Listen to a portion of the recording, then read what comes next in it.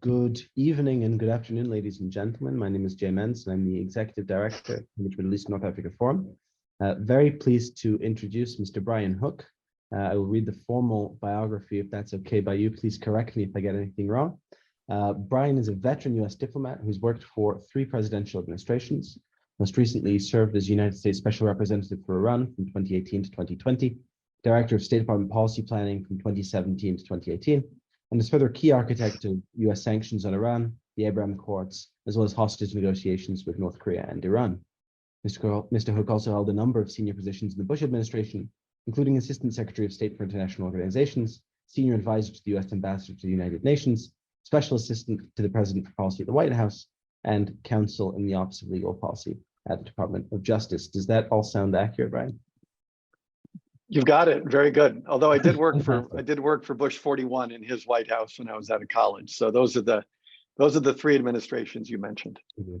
Two out of 3. It's a good start. But thank you very much for making the time in your very, very busy schedule to of course, Jay, chat with us and chat with me. In terms of format, I think, as we discussed, conversational is best rather than a real formal event. And then after, let's say, 50-ish minutes, we can try and get some questions and hopefully some answers from Brian, from the audience. If that sounds okay. Great. Yeah. Right. So I mean, it would be great to get like an on-one leg answer from you about your theory of the region from all the time you spent there during the Trump administration as well as prior, and your current engagement in wearing a different hat in the world of business. What your sense and your theory of the region is at the moment. It would be good to get a sense. I was very pleased with what we were able to accomplish in the Middle East during the Trump administration. We inherited a very volatile situation there with America's friends and partners feeling alienated by the Iran nuclear deal. And then you also had a terrorist army on the march in the heart of the Middle East in the form of ISIS. And we had, I think, did a very poor job of shoring up our allies. And when we came into office, President Trump put in place a plan with Secretary of Defense Mattis. I think he gave him 60 days to come up with a plan to defeat ISIS. And then we did. And that was very important to help bring stability to the region. We also took an entirely different approach to Iran. And that took the form of sanctions, which were largely an afterthought during the prior administration, and then ultimately getting out of the Iran nuclear deal. And standing up to Iran and holding Iran accountable for its activities in the region was one of the precursors, I think, to the Abraham Accords. We also placed very high on the president's agenda, very high on his agenda, was addressing Islamist extremism. And his first trip as president overseas was to Saudi Arabia. And I think it was in May of 2017. And the Saudis convened 55 Arab Muslim nations. And at that speech, President Trump made very clear where progress needed to be made. And he said that, if the leaders of the region and Arab Muslim countries are serious about dealing with Islamist extremism, they'll have no better partner than the United States. And then you had a number of leaders, particularly MBS, MBZ, a number of leaders stand up and say that this is important for the future of our own people. And I think when you look at ISIS, you look at countering Iran, the Abraham Accords, and partnering with the region on moderation and tolerance. Those are, I think, I'm very happy with that kind of record and would be happy to defend it any day of the week.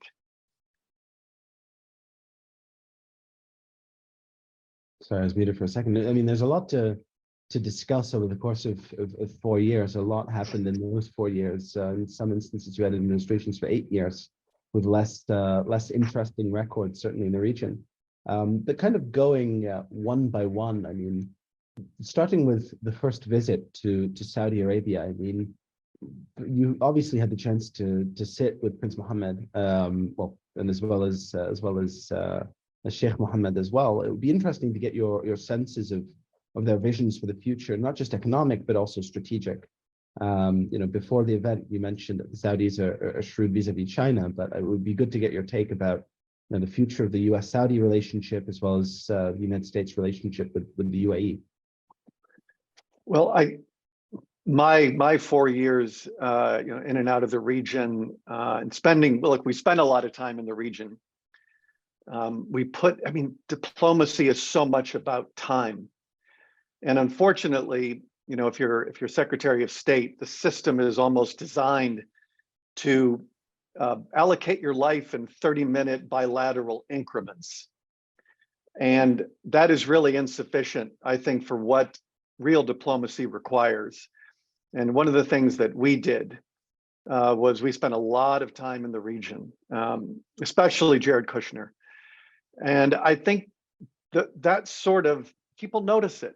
Look at President Biden. I think he was in Saudi he flew in, he flew out. President Xi spent 3 days there. And I think it's important to put in the time. When you spend time in the region and you do more listening than talking, you discover opportunities. And I think one of the deficiencies of American diplomacy historically, whether it's in the Middle East or other regions of the world, we do more talking than listening. So many diplomats come into the region, they've written 3 books on the subject and they claim to know more about the region than the people who live in the region do. And as a consequence, we impose a model on the region that is often a bad fit. And I think some of those are pretty obvious. I won't go into them. But when we went into the region, we listened to our partners and to our friends. And what we consistently heard was that there wasn't much engagement over the prior 8 years. They felt betrayed by our Iran policy, which strengthened Iran. It did not weaken them. And it was neglected. We also sensed opportunities to create peace between Arab nations and the Israelis. And you had Secretary of State Kerry, when he was in office, make very clear that there will be no separate peace between Israel and Arab nations until there is peace between the Israelis and the Palestinians. That policy held back the Middle East, and we were holding it back. America was holding the region back because, again, we just sort of imposed our model on the region.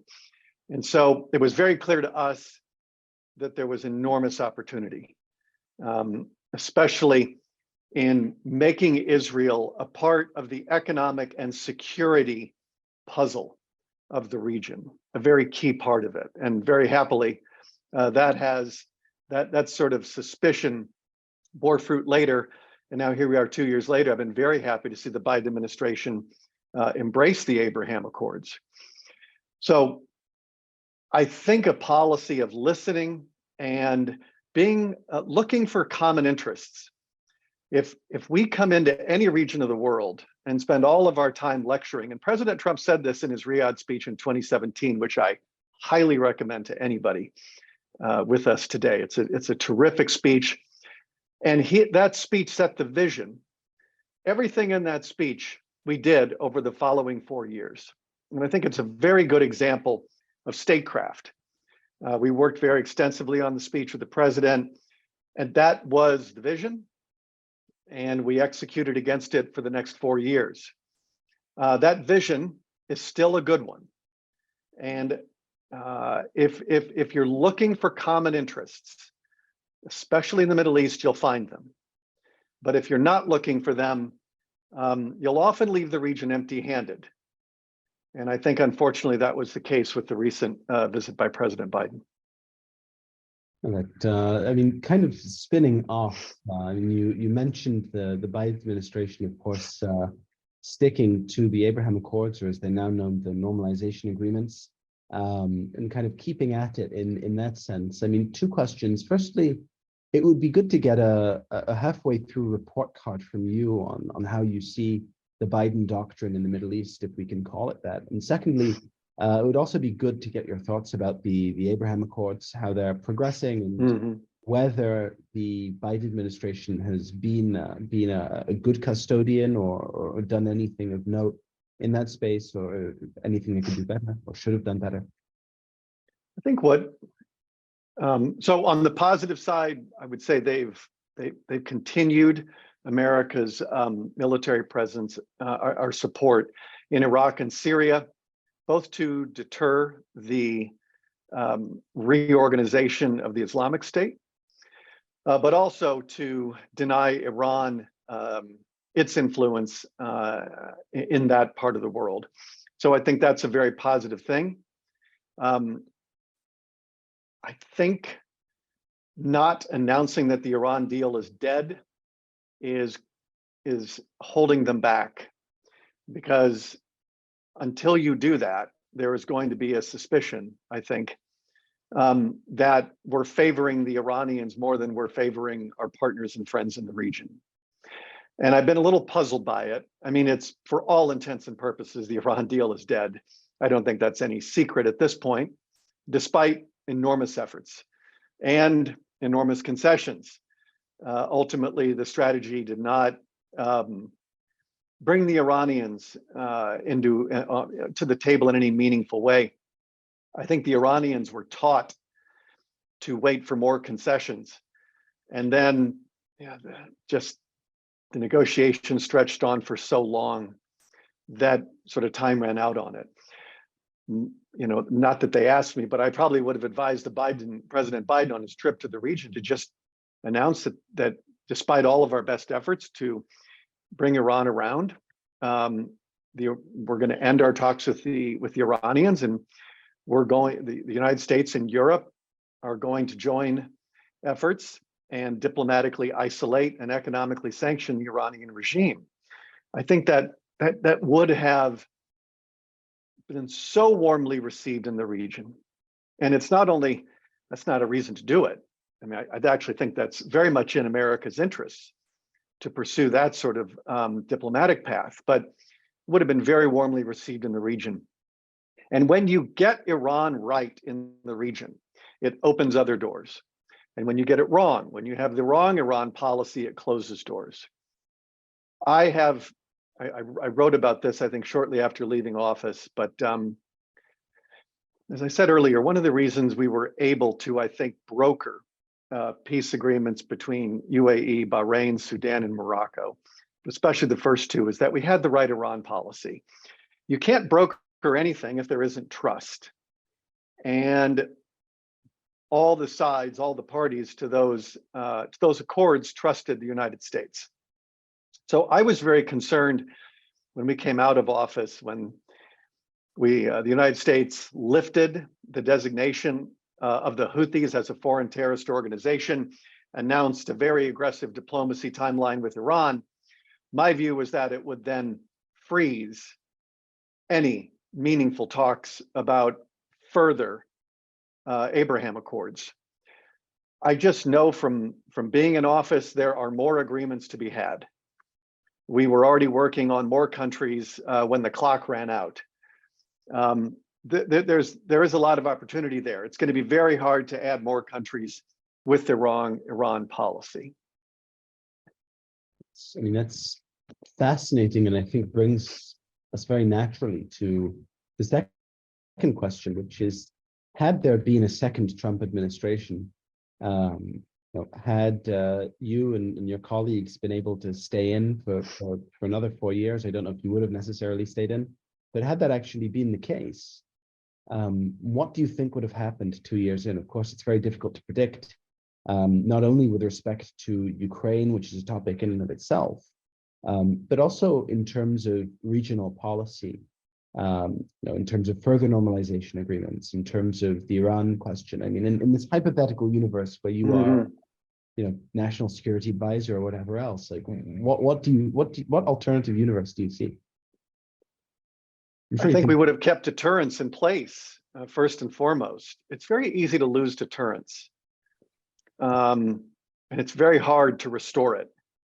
It took us a while to put in to really persuade not only the Iranians but other malign actors that the costs greatly outweigh the benefits. You know, one of the I'm moving a little bit outside of the Middle East toward Russia, just for a moment. But if you look at the last 4 presidents of the United States, President Putin took territory under 3 of them. He did not take any territory under President Trump. And I think President Trump did a very good job on deterrence against adventurism that we see that the President Putin had a history of, but also the Iranians. I think that we would have maintained deterrence. Look, since in the last couple of years, since we've been out of office, there have been over 30 Iranian attacks or their proxies against US facilities in the region. And, you know, right now, I think you have oil facilities that are at risk, you know, of attacks in the region. That happened when we were in office. But I think the Iranians understood that President Trump was not afraid to take action. And we spent more time, I think, on action than talk. And one of the things the Iranians are very good at discerning is whether you're serious. And there's a lot of statements that have been made over the last couple of years about holding Iran accountable. But I think if you're the Iranians, you haven't felt that accountability. So I think we would have put that in place. We had a policy from coming into office very early that we will not make any distinction between Iran and its proxies, and that any attacks conducted by Iran's proxies, we will attribute agency to the Iranian regime. Another point I think that would have been different, I think, let's see, when we came into office, Iran was exporting about 2.7 million barrels of oil a day. Sorry, that's their max. Because of the sanctions, I can't remember exactly what they were, but they were below 2 million. By the time we had our maximum pressure campaign firmly in place, there were press reports that Iran's exports went down to as low as 65,000 barrels. And our policy of zero exports, by going after Iran's finances, which they used to destabilize the region, it had a material benefit on the stability of the region. And unfortunately, our maximum pressure campaign only had about a year and a half at most. And so I think if we had the chance to continue our policy, the Iranian regime would not, I do believe they would have come to the table because I knew from being in office that the economic pressure was not something that was going to be endurable for the long term. And then after the election, they knew that the sanctions were going to be lifted because I think they knew that the incoming administration looked a lot like the prior Obama administration. And the oil sanctions that I mentioned earlier, I think Iran's revenues, I mean, they're up to well north of 1 million barrels of oil. I can't remember exactly how it is, but they're bringing in billions and billions of dollars. Their foreign exchange reserves, and we were in office, were at 4 billion. I think they're at 40. Their defense budget has gone up. When we were in office, it went down. So I think at least on the deterrence side, you would have seen continued good news. We would have also, I think, added more people to the Abraham Accords. And I think that we would have done a better job of supporting those leaders in the region that are investing in their own people. They're investing in the future of their country. They envision a world of respect, tolerance, and amicably resolving differences that exist, you know, between countries. So I do think we would have had a better record because we had a really good record for 4 years, and it would have gotten even better over the next 4. I mean, it's absolutely fascinating, and I think, you know, one of the questions, I mean, if I put on my devil's advocate cap, yeah, you know, a lot of commentators are now saying, especially vis-a-vis the Abraham Accords, that you look at the World Cup in Qatar and you see, you know, Israeli presenters and Israeli journalists and so on, and the Palestinian flags, Morocco, and the like. and this ultimately pointing to the failure of the Accords to actually substantively make a difference in Israeli-Arab peace. The Palestinians are still at the center of the dispute and the conflict, and it's not possible to use the quite pejorative language of some critics to erase the Palestinians from the narrative and from the story. I mean, how do you respond, especially when you see, you're in Qatar for the first few days of the World Cup? I mean, how do you feel and think about this critique of the Accords, that it's not really a people-to-people peace, not really? Well, Jay, it's a great question. I'm glad you could play devil's advocate on this. I certainly wouldn't want to present a kind of scenario of rosiness and that we had it completely figured out. But I do think that in the Middle East, we had 8 years of probably overextension in the Middle East under President Bush. We had 8 years of retrenchment under President Obama. I think that President Trump, when we were in office, I think found the right balance. And so much of what we did on the Abraham Accords was led by the region. We were the broker. As I said earlier, we did not impose this model. A great deal of the credit for the Abraham Accords goes to the Emirati ambassador to the United States, Yusuf Ali-Taiba. We had in place a constellation, a very good constellation of people. And sometimes the cliche is accurate, that personnel is policy.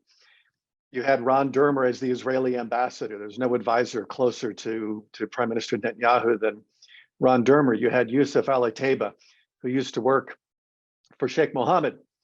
You had Jared Kushner, who was in charge of the Middle East peace process, who was the president's son-in-law. And you had a Secretary of State who was fully supportive of what Jared was doing. And so this was very organic to the region. This is not something which we imposed. When the idea appeared, the outlines of a deal between UAE and Israel, the United States was in a position to broker an agreement, which we did. Then Bahrain followed. And then we were able to get 2 countries in Africa, including one of the countries that made it very far in the World Cup. So other countries in the region, you mentioned Qatar, are going to work on their own timeline. And one thing about the Gulf is that it is not homogeneous. There's a great deal of diversity of policy, people, customs, traditions, etc. I think on the Palestinian question, some countries are more frustrated with Palestinian leadership than others. And I'll say that politely.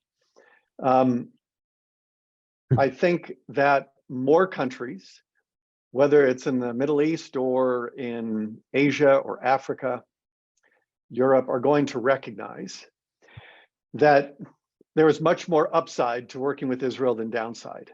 And Israel can be a very important part of the collective security of the region.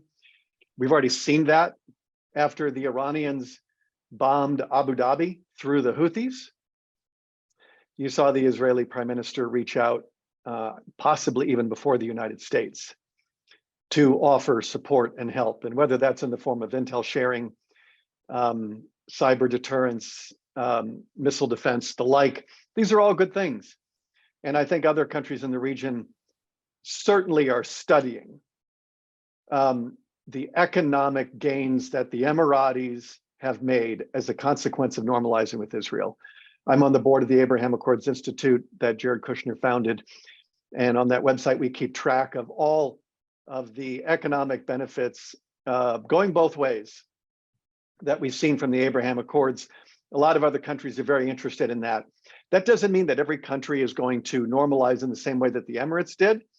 I very much believe that for some countries, like Indonesia is a country that could be taking incremental steps toward normalization to enjoy some of those benefits that are now, I think, much more in the open.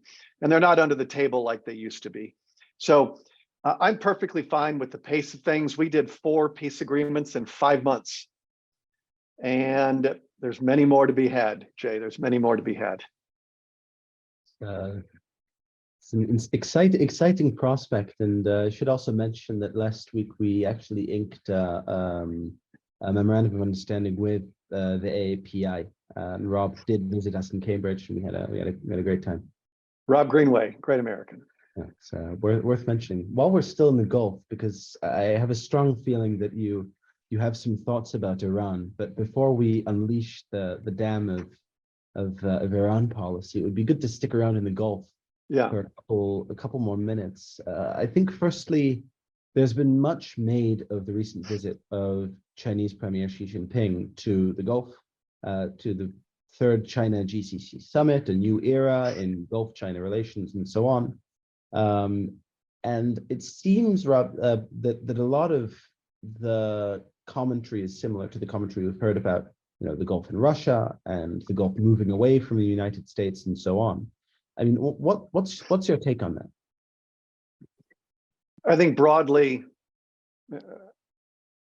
for Gulf nations, the United States is still the preferred partner.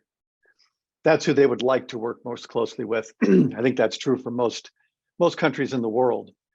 The United States is the preferred partner.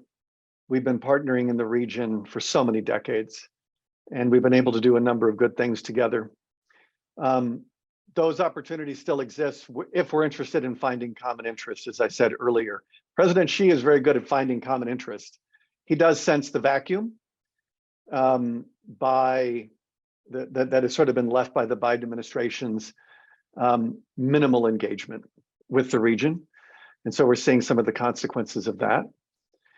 But China is the world's largest consumer of energy, and they buy a great deal of Saudi oil and other oil from the region, including Iran. And that's going to continue. Saudi has had, economic ties with China like we have for decades. I think some of the commentariat have overstated what this means. President Xi's visit, it's part of a news cycle. But when you look at the fundamentals and get past just sort of the short attention span of our media, Gulf nations know that China is much, much closer to Iran than they are with any other of the Sunni nations.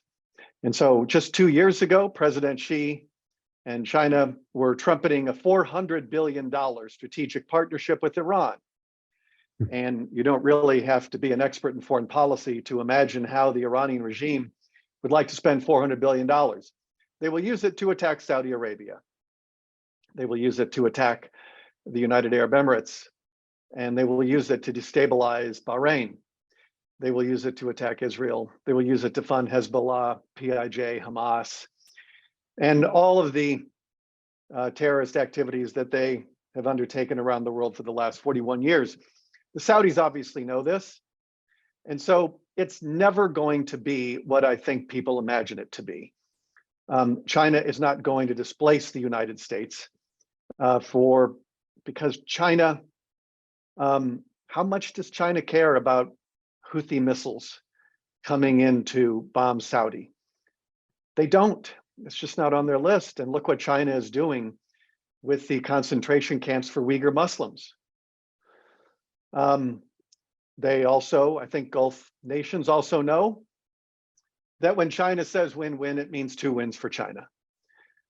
China has been engaging under President Xi in predatory economics, this wolf diplomacy that he has inaugurated is not really winning any friends. I think the Gulf nations know that China faces enormous economic headwinds, faults of their own making. President Xi in 2018 gave a speech where he described Karl Marx as the greatest thinker in the history of mankind. And President Xi styles himself as the leader of sort of the largest communist country in the world and wants to create a global civilization of communist countries that he would lead. And he views these countries that he visits very much like colonies. And I think Gulf nations are shrewd enough to understand that you need to be very careful when you're dealing with President Xi and his coterie. which I'm sure they will do. I really still feel I'm long on US Gulf ties. I don't see China displacing the United States in the Gulf. I don't see China displacing the United States in any region of the world, including Asia. No, it's a different assessment from what we're seeing in the headlines, but sounds more sober. And now, the part that I've certainly been most excited for, of course, is Iran. I mean, as the special representative for Iran, you were responsible for implementing, I think the byline is some of the toughest sanctions in the history of sanctions on Iran, in addition to many other major moments, including, of course, the killing of Qasem Soleimani, among many other major turning points, Iranian attacks on American facilities in Iraq, many attacks in the Gulf. Of course, Iran now is in a slightly different situation. Some people are invoking the 1979 revolution, some are invoking the 1905 constitutional revolution, but in any event, this is a point in a cycle that began in 2019, which seems to be different from anything we've seen in the last, 15 years, certainly since 2009. What do you make of the protests? What do you make of what's happening in Iran?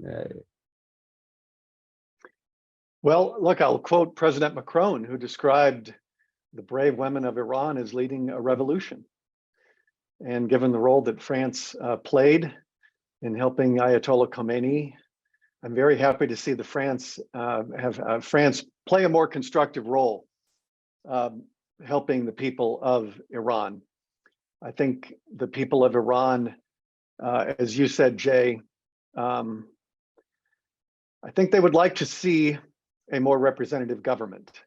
And if you look at Iran's history over the last 100+ years, 120+ years, you mentioned the constitutional revolution in 1905 and other moments, it's not been a linear path. Suffice to say, on the Iranian people's sort of road to a representative government, but they're getting there. These protests have been going on since September. And I think the regime is in disarray. I think that I'm not going to get out the crystal ball because even intelligence communities with great capabilities have a perfect record of getting regime change largely wrong. I do think what we can say with certainty is that the regime is structurally weaker going forward. And if I were a betting man and I had to sort of pick the regime or the Iranian people, I think it's certainly the energy and the momentum are with the people. And the regime is in a difficult spot because you have concepts that are foundational to the regime. One of them is death to America. One of them is death to Israel. And another one is the compulsory hijab. These are of, I think, equal foundational ballast to the regime. And if the regime, they're in a bad place because they really are damned if they do and damned if they don't. If they decide to make concessions on it, it could very well whet the appetite for greater freedoms. If they don't and decide to intensify the brutality and the crackdown, that could lead to wider revolt by the people. And so this is a mess of the regime's own making because they are so out of step with their own people. 2/3 of the Iranian people were born after the revolution. And the Iranian people are very well acquainted with a proud history of 25 centuries. And I think the Iranian people just want their country back. And if you are the security forces, it doesn't seem like we're at that inflection point, but the Iranian people have certainly driven the beginning of a wedge, I think, between the clerics and the security forces.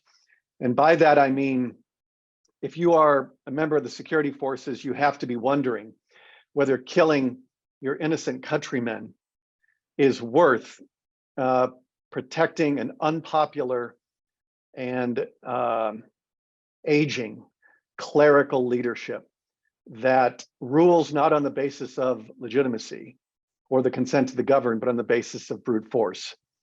The revolution hijacked the Iranian country from the Iranian people. And so I would say at this point, it's more a question of when and not if. I would like to think that the policies we put in place over our 4 years I know they supported the Iranian people. We reversed the policy of the Obama administration that had sided with the regime over the Iranian people. I think there have been acknowledgements by people who were in that administration that it was a mistake. I've been happy to see the Biden administration support the Iranian people. I don't know to what degree, because I don't follow it as closely as I used to. But broadly, I believe it is a question of when and not if. Beyond that, the crystal ball is a little dim. And I think you mentioned the Revolutionary Guard. I mean, I think, you know, two things from what we are seeing in our own research on this question. I think, firstly, you have the question of succession, which is of course looming. You know, it seems to be the consensus that Ebrahim Raisi will take over as a puppet of the guard, or alternatively, Mojtaba, the Ayatollah's son, will take over.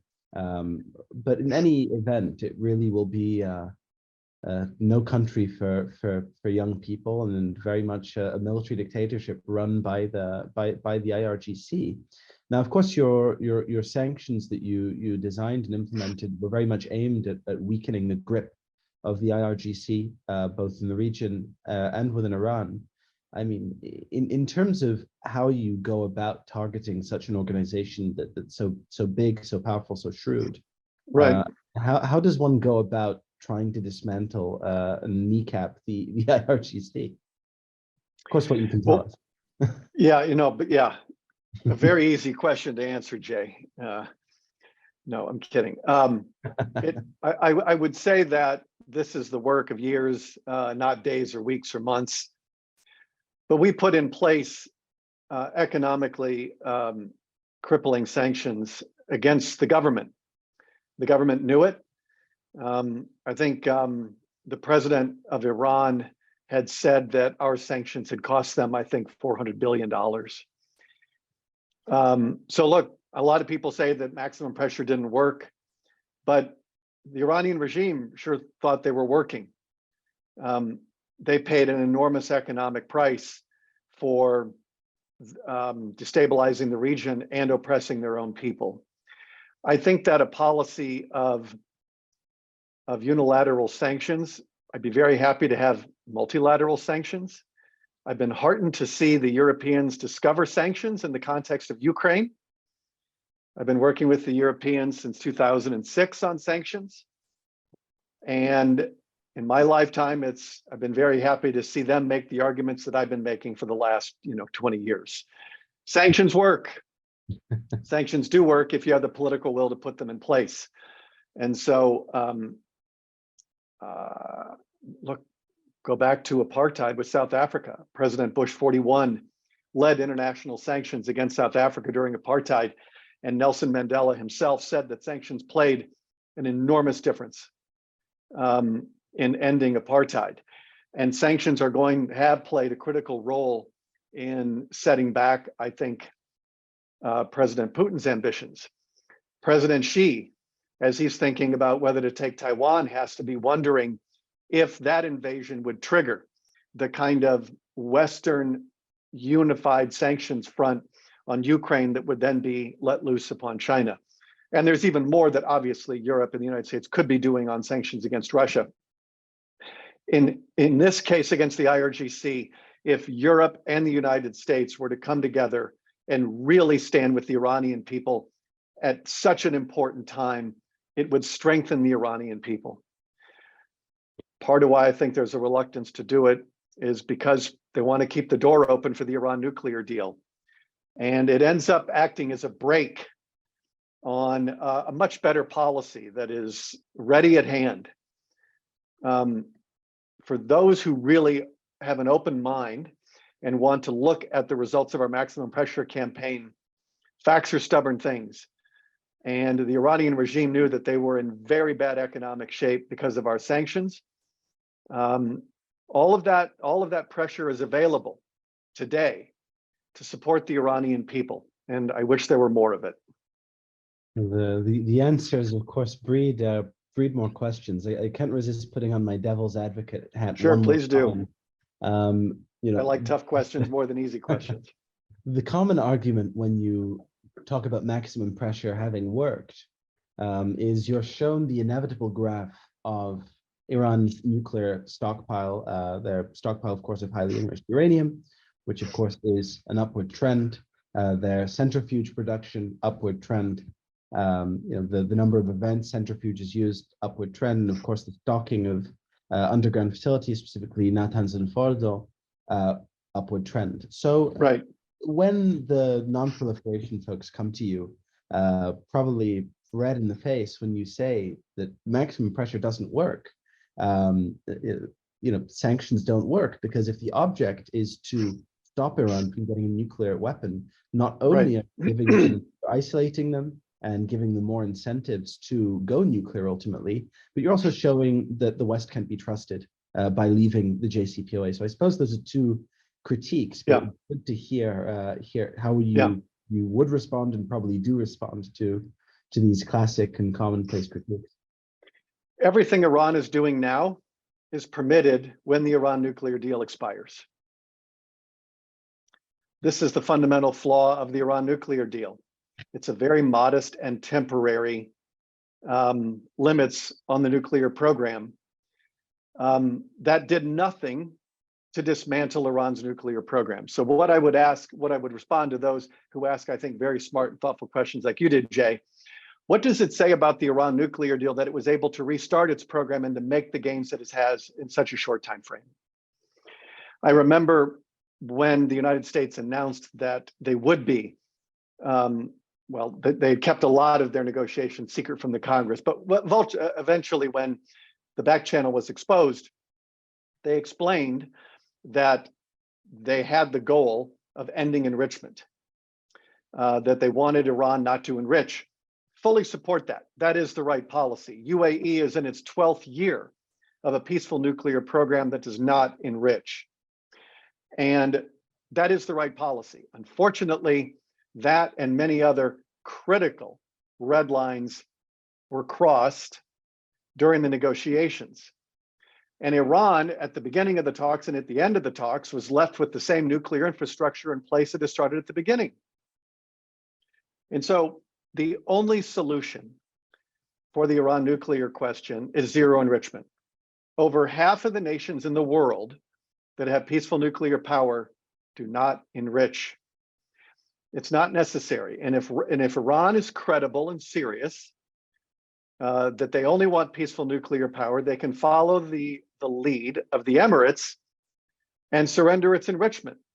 We can have the Russians do it. When I was in the UN Security Council, we tabled a resolution that would allow the Russians to do the enrichment.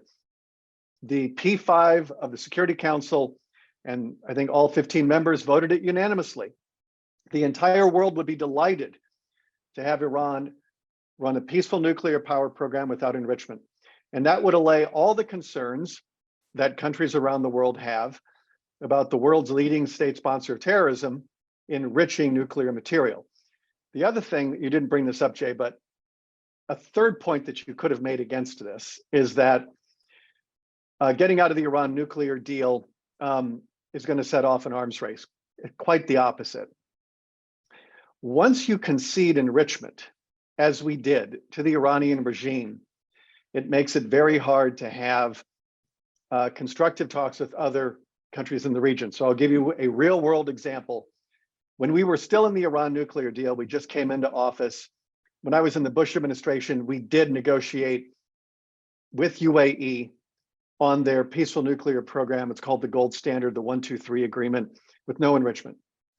When we came back into office, we wanted to pursue those same agreements with some countries. And when we were in the region, we sat down with the country that I won't name, and we said we would like to discuss a 1, 2, 3 agreement with you. And the answer that we got back quite firmly was, we'll take the same deal you gave the Iranians. Once you concede enrichment, you've conceded it for the entire region. And if we're going to get serious and really mean, everybody always says they're in favor of peace and stability in the Middle East. It's been a very volatile region over the last 75 years or so. It's becoming much less volatile and much more stable as the Gulf leads the Middle East. But if we're serious about it, we have to get a lid on the nuclear program, and the Iran nuclear deal does not put a lid on Iran's nuclear program. It's a temporary and modest solution, and everything Iran is doing now is permitted under the deal. We pulled forward the expiration date of the Iran deal. It was the right thing to do.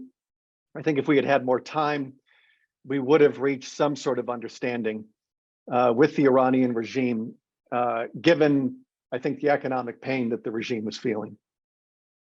I could very, very easily ask you many more questions. I'll limit myself to one more, and then we'll go to Q&A, just being conscious of your time, Brian. But sure. Suppose no problem.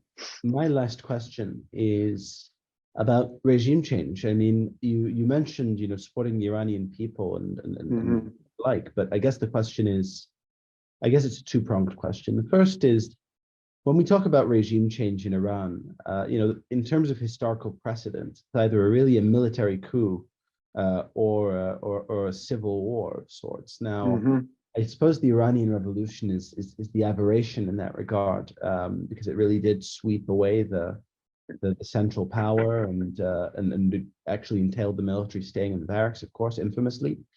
But what do you think regime change would actually look like? And B, how could the United States, the Biden administration, materially contribute to a regime change strategy? Those are kind of two chunky questions in themselves, but once we get through those, it would be great to move to.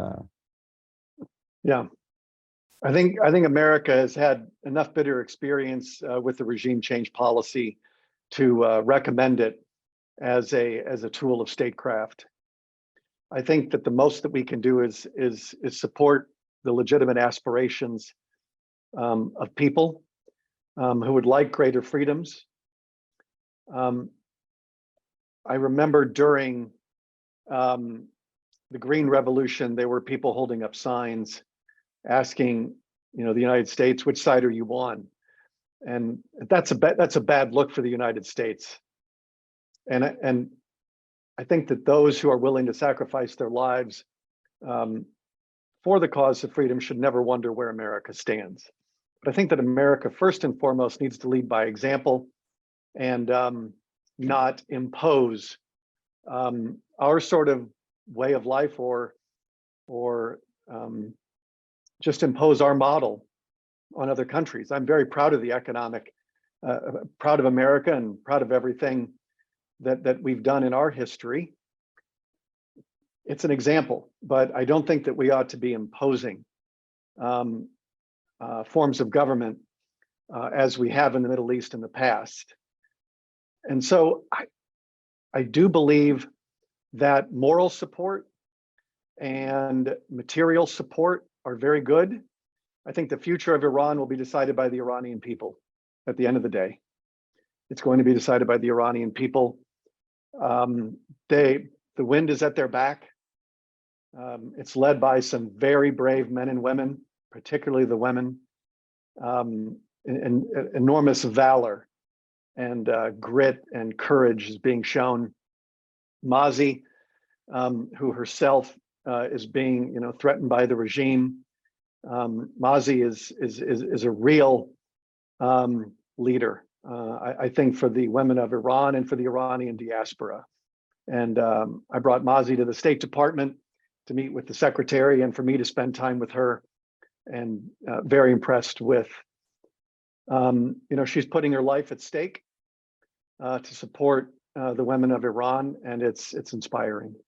So on that question of regime change, I very much leave it with the Iranian people. the United States should do everything we can to support the Iranian people. Excellent. So my inbox is overflowing with questions for a pretty limited Q&A. No, we're fine. That's good. Excellent. Interesting. Okay, so this is from an anonymous attendee. If the United States formally announces that the deal is dead, Iran has a free pathway to a bomb and will most likely sprint for it. How can subsequent races from nuclear armament in the region be stopped? If this can't be stopped, won't this be critically destabilizing? I suppose you answered some aspects of the question, but I think as a general gist, I suppose the question is, rather than continuing this almost game of pretending that the deal is maybe, could be, possibly, which serves the absence of a plan B, wouldn't that be dangerous? I think the sort of the hidden premise of the question is that we have no options beyond the Iran nuclear deal.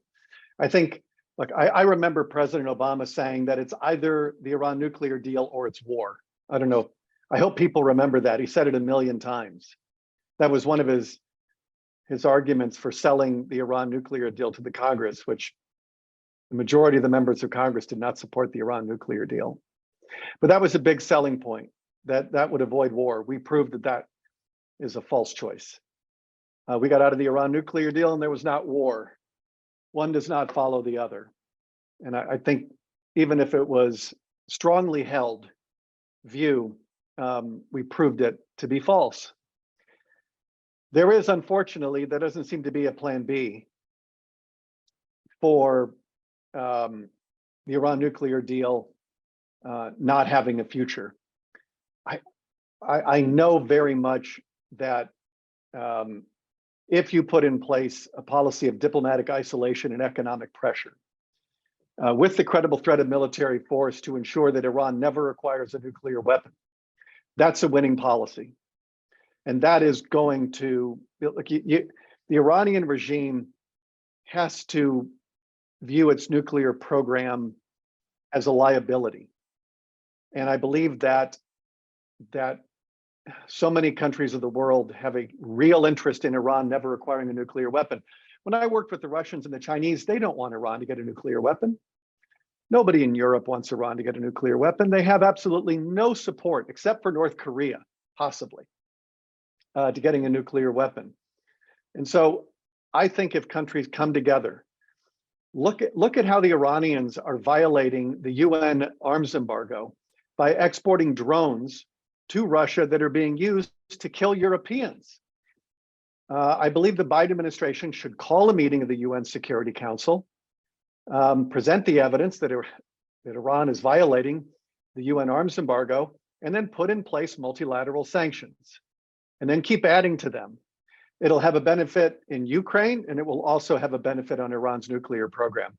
But for as long as we're in this no man's land of the deal is alive and it's dead at the same time, it creates a very permissive environment for Iran, both on the military side and on the nuclear side. Excellent. So the deal should I suppose go from purgatory directly to hell? Is what you're saying in so many ways. It does have a purgatorial state right now. It's not good. That's sort of, it's not good for anybody for this to be in a kind of stasis, because the stasis favors Iran. A few more questions here. Let's see. This is from XC. Do you think China can get along with the Gulf countries and Iran simultaneously because they are all undemocratic regimes? Do you think that because they are undemocratic, they share an understanding on the need to restrain their own people? Geez, I think Curveball. when you look on both sides of the Persian Gulf, and you've got Iran, which has been robbing its people blind for 41 years. Look on the other side of the Gulf, where you have very minimal Iranian interference. You look at Saudi, UAE, Qatar, Bahrain, Kuwait. All of these countries are investing in their people. They're investing in their future. What is Iran's Vision 2030? Right? When you look at Dubai, Abu Dhabi, Manama, Doha, Riyadh, Neom, Jeddah, on and on. I mean, who on earth would choose the Iranian model over any of those cities? And where you see very high levels of Iranian interference, you see very high levels of misery, human misery, economic misery, and a loss of heritage. And so when I look at those places with high levels of Iranian interference, Lebanon comes to mind. You know, Iran helped to midwife Hezbollah. And the Lebanese government does not have a monopoly on the use of force. It is not in control of its own country.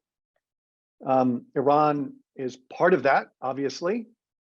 But where you have deep Iranian interference, you have economic and I think political repression.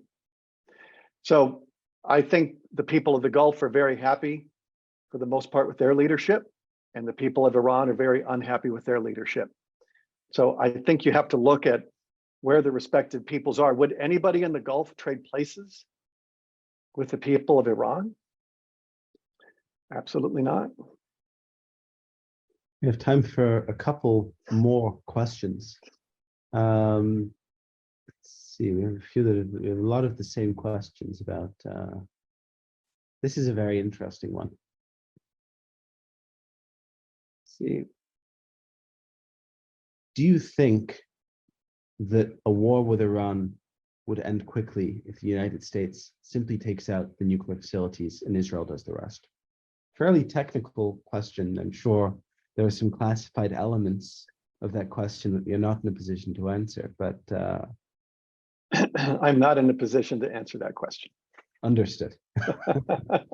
That's the best answer. It's when you know you've asked a good question.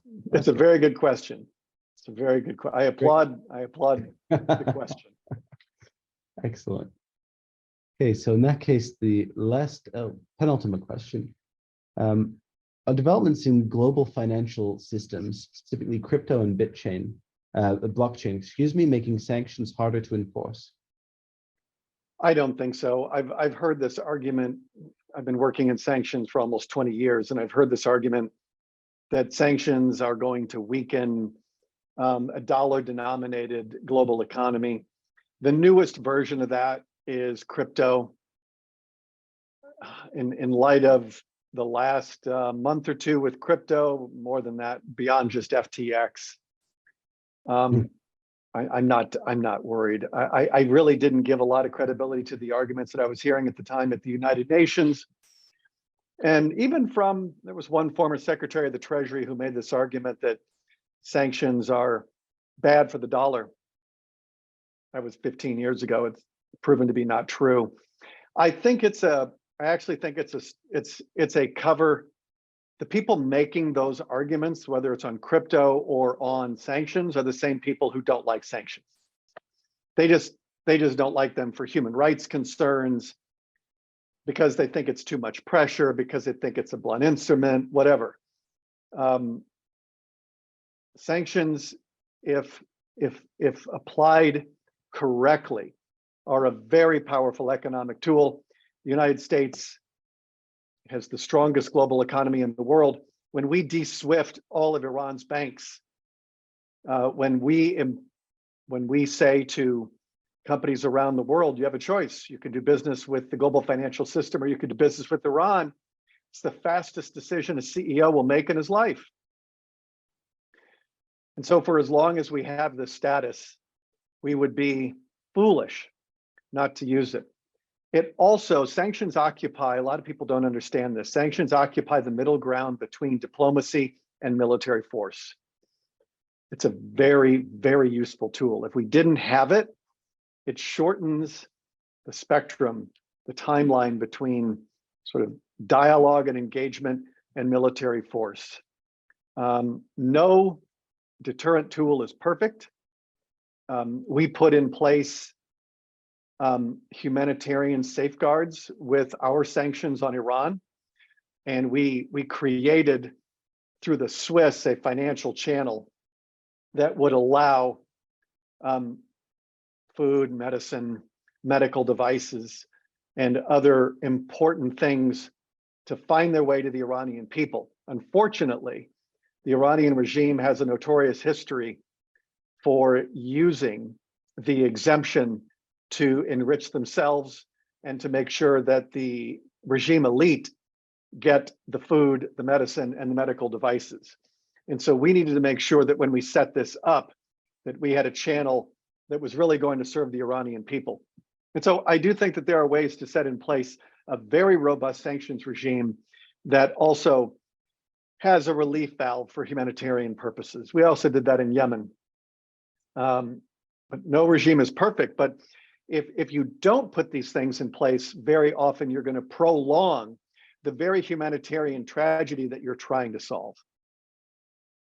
Fantastic. And I think this is a good question to end on. Okay. What are the top 3 things you're looking out for next year?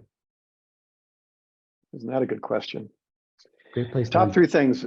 Well, I guess economically, there are some very tough economic headwinds, I think, that we're going to be, the whole world is going to be managing. So I would say the macros across a lot of different sectors are very concerning. I would say President Xi opening up China after a period of 0 COVID and a failed vaccine rollout. The CCP seems to have decided that they're going to let it go. And President Xi, when he was with Prince Mohammed, the crown prince in Saudi, wasn't wearing a mask. And so I think that you've seen a very quick shift in policies, particularly as the unrest is starting to pick up. So I think China coming out of COVID, and that's going to be very challenging on the health side. But given the supply chain bottlenecks that China creates, that'll be something to also look at. The third area, so between the economic macros and China and COVID, the third category would probably be the 2024 presidential elections, because we just got through the midterms. You're going to see a very divided, it's going to be gridlock, I think, domestically for President Biden for the next 2 years, with the House in control of the Senate. But given our constitutional structure with the president as the commander in chief, the Congress has very little say or role in American foreign policy. And so I think you're going to see still President Biden, with a fairly free hand on foreign policy. Is he going to run? Is he going to run for a second term? Those are, I would say, the 3 things that should probably pique everybody's interest. It's a fantastic place to end. Thank you so much, Brian, for your time. Thank you, everyone who stayed with us until the end, was not distracted by what seems to be an imminent French victory in this game and in the World Cup. This is the last event of the first term. So thank you very much for joining. Thank you, Brian, again for your time for a fantastic event. And thank you, Jay. Very thoughtful discussion. Thanks for having me on. Thank you. So happy holidays, everyone, and happy New Year. See you in the new year. Take care.